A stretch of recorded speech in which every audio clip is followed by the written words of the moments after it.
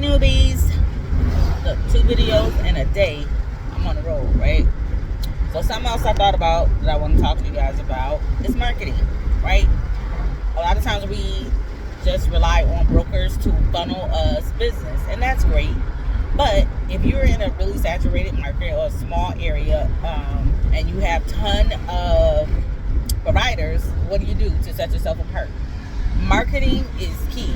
You really have to get out there and do some relationship building, and that is on us to do that.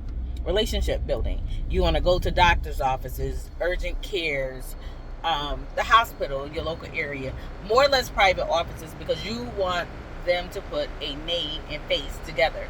You want them to know who your company is, because what's going to set you apart is there's, for example, in my area, if we're just talking about car, like transportation providers, like car, van, not wheelchair or stretcher, just car and van, in our small area of roughly maybe 200,000, including the city and the surrounding suburbs, there are 100 plus private providers, meaning usually they're just small mom and pop businesses, family owned, that type of thing. So what is going to set you apart? They have to know who you are, because again, if you're depending on broker systems rely on just rotation.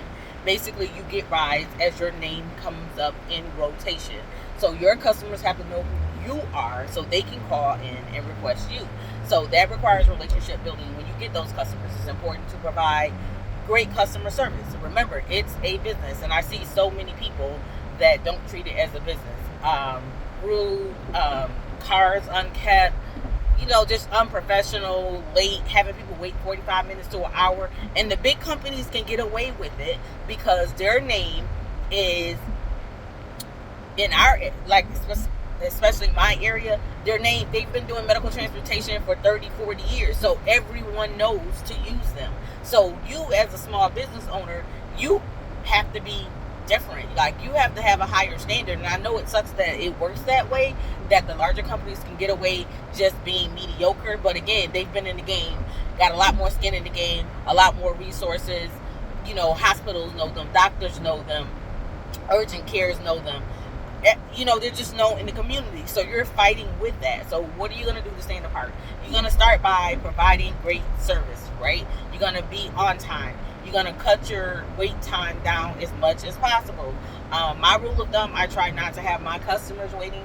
30 minutes is max. But I'm literally seeing bigger companies have people wait for an hour, hour and a half, 2 hours for simple pickups, just return homes, right?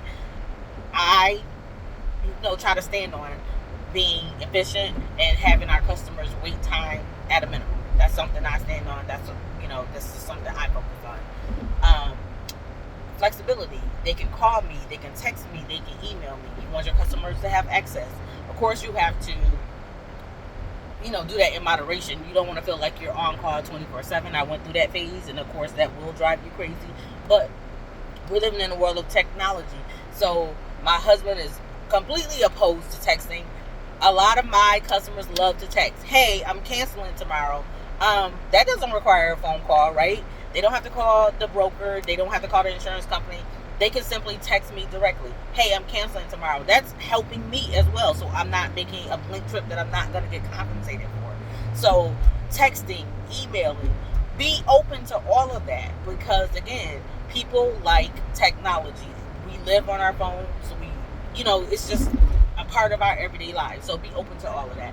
And then back to marketing, like I said, get out there, pass out business cards, flyers, market yourself, build relations, maybe drop in with some donuts, coffee for office staff.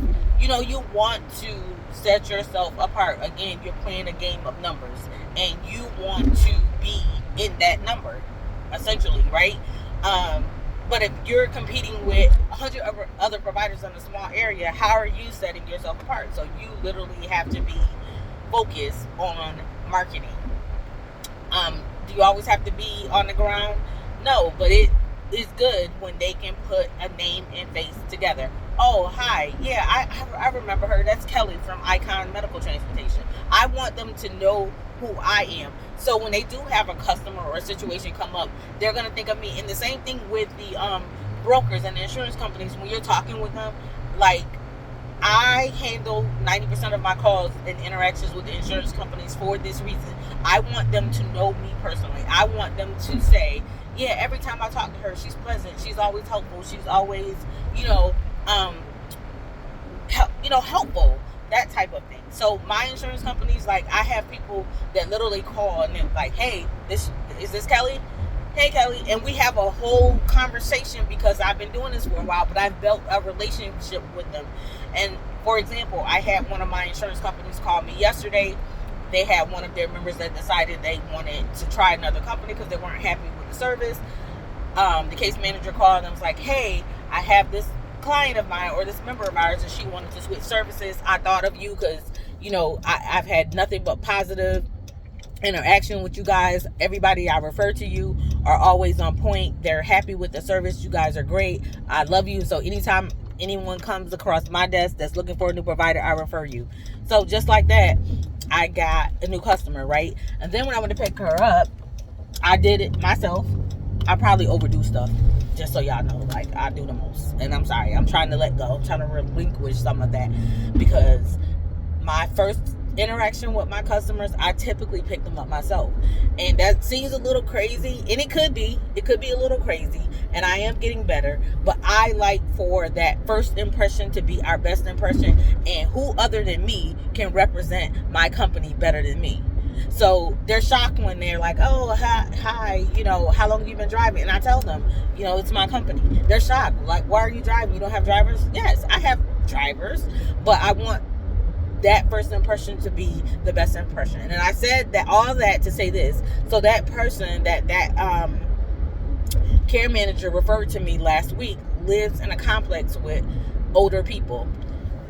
Her interaction, like, we literally rode around for like 2 hours because she asked for a favor. She asked to stop by the bank, which was already en route, mind you. It's not allowed, but again, if it's an elderly person, make some exceptions. Like, don't be so rigid. Like, if someone asked me, for a complete stranger asked me for a ride to the bank because they needed to cash a check and they didn't have transportation or money until they got to the bank, I would do that for a perfectly, a stranger, literally, somebody I don't know. So it's nothing to do little things. And I say that because we talked and we laughed and I dropped her back off, took her, she had to go to the pharmacy, all these other things. So she had to make multiple stops to get all her medical stuff taken care of, right? Fast forward, long story short, next thing I know, by the end of the day, 3 of her neighbors who she had already went and told them all about, like, hey, I rode with this really great company. We had a great time, great service, very professional, clean vehicles, all this. Like, she basically gave him the whole rundown, right?